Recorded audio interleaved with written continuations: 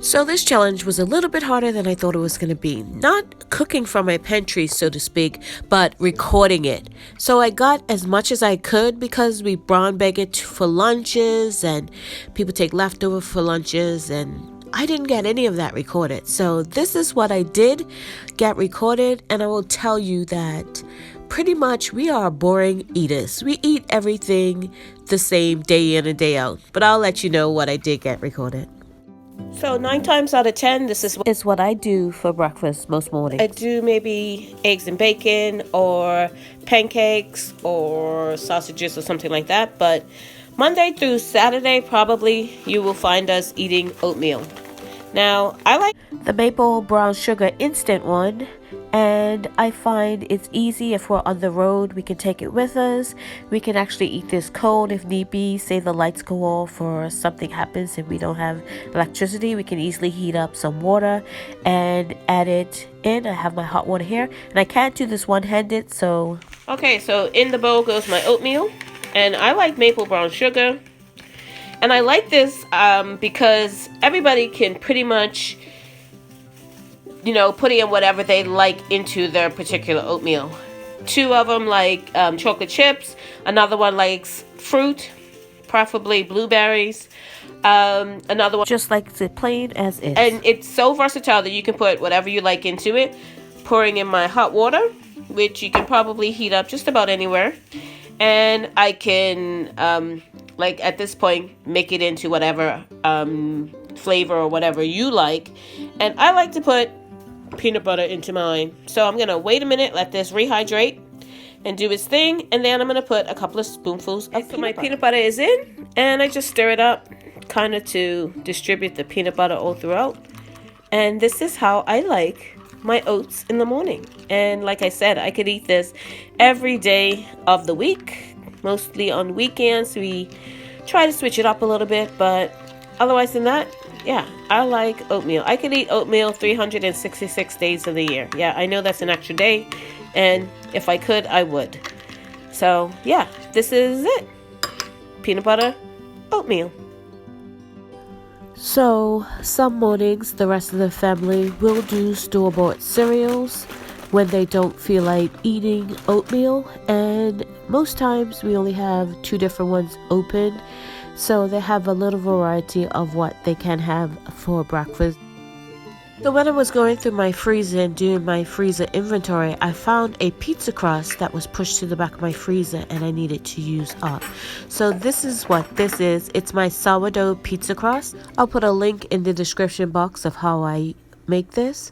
And this is my home canned pizza sauce. I make this from my tomatoes from the garden, and I'm just putting it on. We don't like a whole lot of sauce, so this jar, this half pint jar, will get us 2 pizzas for our dinners. So I'm sprinkling on a little bit of my secret Parmesan cheese before I put on the mozzarella cheese and all of our toppings depending on what everybody wants to eat. So this is one of the pizzas going into the oven, and the other one will be just cheese. So typically we will do pizza twice a month for lunch or dinner, and I'm just drizzling a little bit of olive oil on the top. So with canning keeping me busy the first week of the year, I wanted this first dinner to be quick and easy. I'm canning all day long, and for tonight's dinner, I'm usually an ingredients canner, but a couple of weeks ago I did some of these quart-sized jars of meals that I just need to add like maybe rice or pasta or whatever to. So I'm going to cook one of those tonight because I really don't feel like even throwing together anything more than this. So I have some rice cooking back here, and then in this pan I'm just going to heat up the quart. So if you want to see how I prepared these quarts, I will put it in this description box below, and you can see how I did that, and I'll show you what it looks like at the end.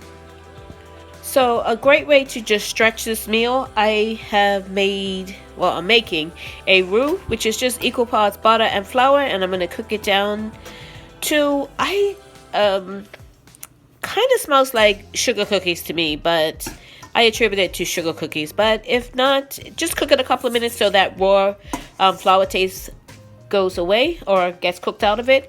And then I have this was chicken chili verde, if you can see that, and I did it back in September of last year. So I have a jar of that. I have some green enchilada sauce that I have a little bit left over that was in my fridge. And then I have some chicken broth to add flavor to this roux, thicken up this roux with. And that's how I'm going to stretch my quart jar of chicken chili verde, because we're going to have an extra person at our dinner table that I just found out. I mean, I would have done this anyway. This is the way I cook. This is the way I normally make meals anyway, so it's not like a big deal that I'm having to stretch the meal, feed another person. So this is what I'm going to be doing. I might not have added the other stuff, like trying to clean out my fridge, so part of this pantry challenge is using up what you have already on hand. So that's what I'm doing. Okay, so my flour and butter is now browned a little bit. So now I'm gonna add in my cold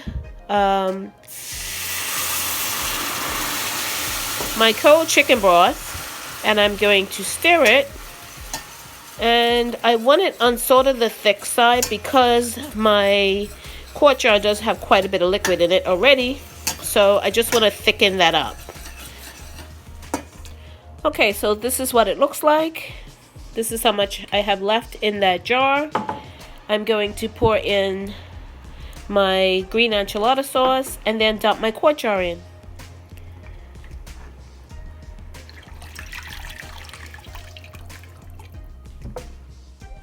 So I've got everything in from my quart jar, and I'm just going to mix it in. I just want to warm this through.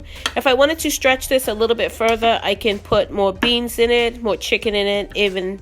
But I'm pretty sure it's going to be enough for the people I am trying to feed.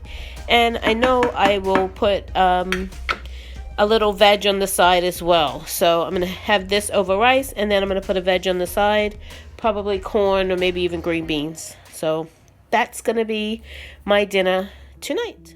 And here is tonight's meal: chicken chili verde over rice with carrots on the side.